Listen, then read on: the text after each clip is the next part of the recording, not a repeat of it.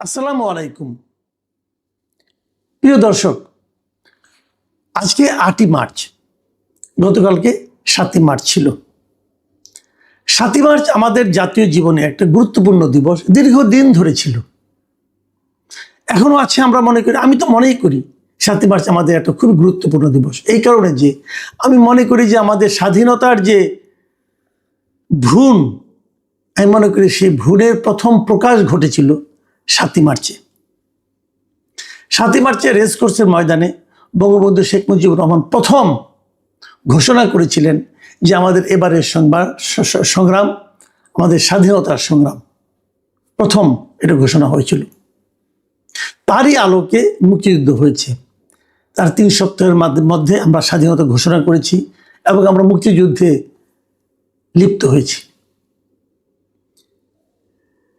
যারা মুক্তিযুদ্ধে গেছেন, ওই সময় গেছেন, যারা পরবর্তী যারা এগুলি স্মৃতিচারণ করেছে, তারা অনেকেই বলেছেন যে 7ই মার্চের ভাষণের মধ্যে আমরা মুক্তিযুদ্ধের প্রকৃত স্বাধীনতার ঘোষণাটার ইঙ্গিত ওখানেই পেয়েছি। আমাদের এত বড় একটা গুরুত্বপূর্ণ দিবস, যা নাকি আন্তর্জাতিকভাবে ইউনেস্কো এখন এই ভাষণকে স্বীকৃতি দিয়েছে, সেই 7ই মার্চের সেই ঘোষণার দিবসটা আমাদের জাতীয় দিবস থেকে সরিয়ে ফেলা হয়েছে। কে সরিয়ে ফেলেছে?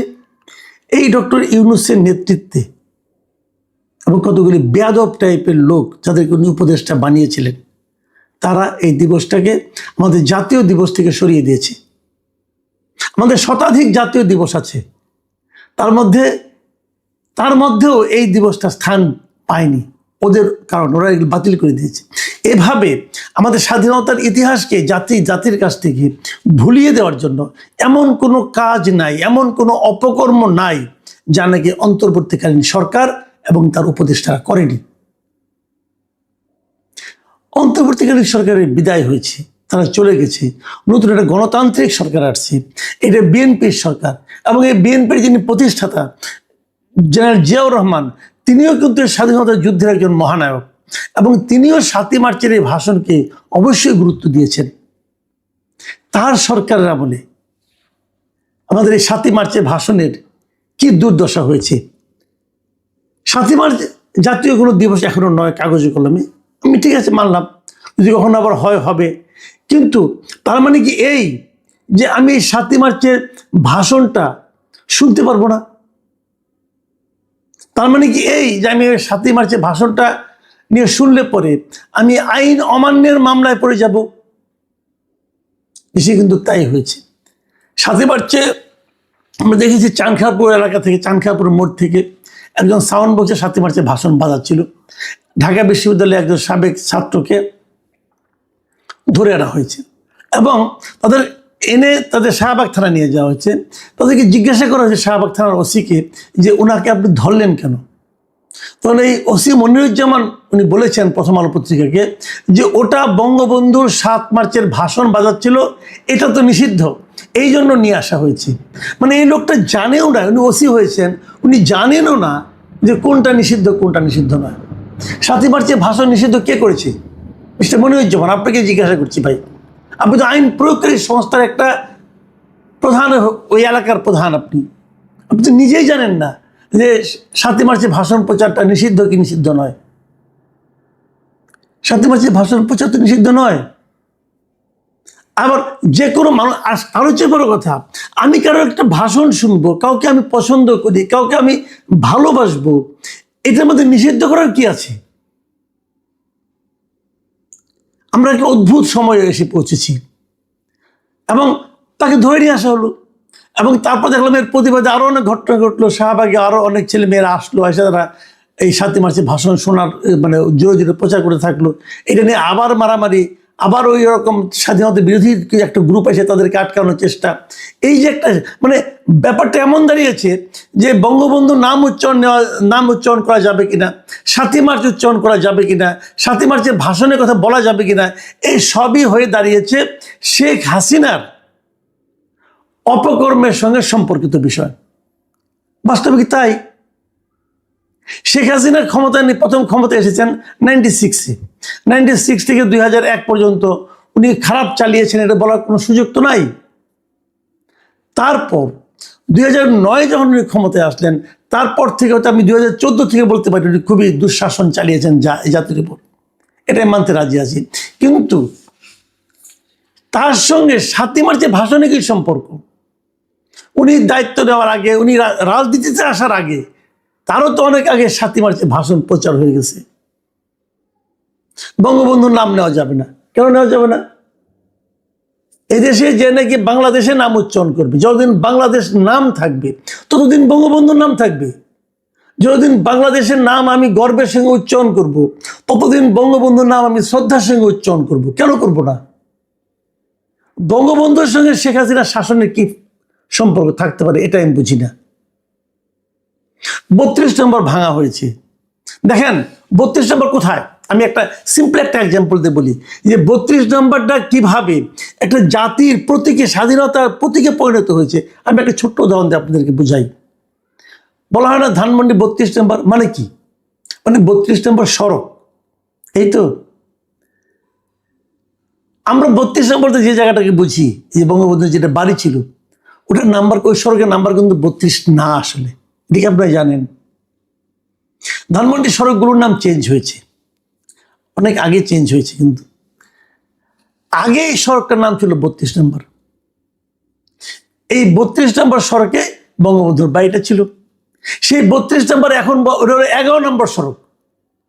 এই 11 নম্বর সড়কের 10 নম্বর বাড়িটা হলো বঙ্গবন্ধুর বাড়ি। এখন কেউ কিন্তু 11 নম্বর সড়ক চিনে না, 32 নম্বরই চিনে। কারণ 32 নম্বরটা ধানমন্ডির সকল সড়কের নাম্বার ঠিক আছে, এটাও কাগজ কলম 11 নম্বর সড়ক, কিন্তু 32 নম্বরটা এত বিখ্যাত। এবং এই যখন স্বাধীনতা ঘোষণা করা হয়, যখন স্বাধীনতা যুদ্ধ চলে, যখন বঙ্গবন্ধু 7ই মার্চের ভাষণ দেন, যখন উনি গ্রেপ্তার, সব কিছু 32 নম্বরের এই বাড়ি থেকে হয়েছিল। সেটা এখন 11 নম্বর সড়কের 10 নম্বর বাড়ি। আপনারা ভেঙেছেন 11 নম্বর সড়কের 10 নম্বর বাড়ি, যারা ভেঙেছেন তাদেরকে বলছি। কিন্তু মানুষের মনে কিন্তু রয়ে গেছে 32 নম্বর। এদেশের মানুষের মন থেকে 32 নম্বর ভাঙার চেষ্টা করেন না, আপনারা নিজেরাই ধ্বংস হয়ে যাবেন। পাক বাহিনী পর্যন্ত এটা ভাঙার সাহস পায় নাই, কিন্তু আপনারা গায়ের জোরে ভেঙেছেন। এই ভাঙার মাধ্যমে আরো হাজারো বাঙালির মনে এই 32 নম্বরকে চিরস্থায়ী করে দিয়েছেন আপনারা। এই ভগ্নস্তূপের জায়গায় একদিন দেখবেন কত বড় ভবনের তৈরি হয়, যদি থাকেন বেঁচে দেখতে পারবেন।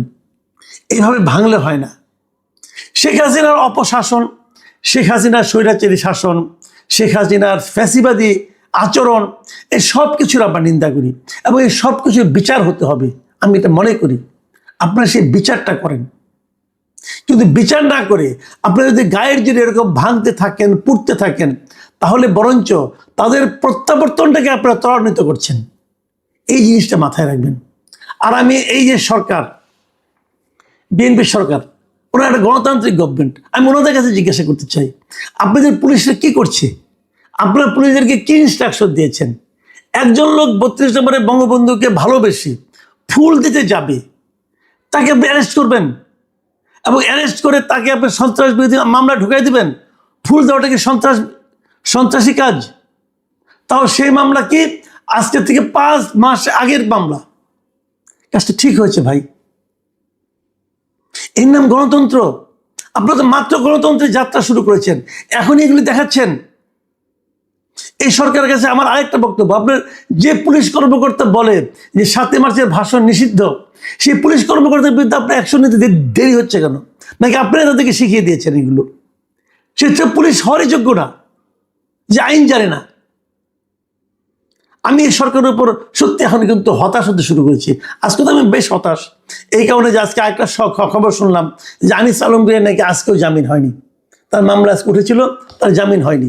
এই যে সে খুনের মামলার আসামিরা জামিন পায়, একদিনে 5টা জামিন পায়। এই সাবির হোসেন চৌধুরী খুনের মামলা, তার 5টা 6টা মামলা আছে, ম্যাজিস্ট্রেট কোর্ট থেকে জামিন পেয়ে গেছে একই দিনে। আর আনিস আলমগীর, সে কি খুন করছে রে ভাই? সে কিন্তু সাংবাদিক, সত্য কথা বলতে গেছিল, ইউনিট সরকার তাকে আটকে রাখছে। আমি ভেবেছিলাম এই সরকার এসে বোধহয় প্রথম তার মামলাটাকে বাতিল করে দিবে। এই সরকার এসে কিন্তু কয়েক হাজার মামলা অলরেডি বাতিল করে নিচ্ছে, উঠাই নিচ্ছে। আনিস আলমগীরের মামলা আছে, আনিস আলমগীরকে জেলখানা থেকে বের হতে দেওয়া হবে না। এটার নাম আইনের শাসন? আমি খুবই মর্মাহত, খুবই দুঃখিত এগুলো দেখে। আইনের শাসন কায়েম করতে চেয়েছেন তারেক রহমান সাহেব। আমি ওনাকে বলবো যে আপনি বিবেচনা করে দেখেন, এগুলো কি আইনের শাসন হলো? একটা লোক একদম সে বঙ্গবন্ধুকে ভালোবাসে, সে ওখানে যেতে পারবে না? সে 7 মার্চের ভাষণটাকে তার কাছে গুরুত্বপূর্ণ মনে হয়েছে, সেটা বাজাতে পারবে না? আর জামিনযোগ্য মামলায় আনিস আলমকে জামিন পাবে না? না, সত্যি আমি খুব হতাশ। আমি জানি না বিএনপি সরকার এগুলিকে কিভাবে দেখে, হয়তো তারা কি মনে করে, তারা কি আগের ধারাবাহিকতা রক্ষা করতে চায় কিনা এটা আমি জানি না। তবে আগের ধারাবাহিকতা রক্ষা করতে গেলে আগের সরকারের মানে অন্তর্বর্তীকালীন সরকারের ব্যাপারে এই দেশের মানুষের কি মনোভাব সেটাই আপনাদেরকে একটু জেনে নেওয়ার জন্য অনুরোধ করব। প্রিয় দর্শক, এখন এ পর্যন্তই। আল্লাহ হাফিজ।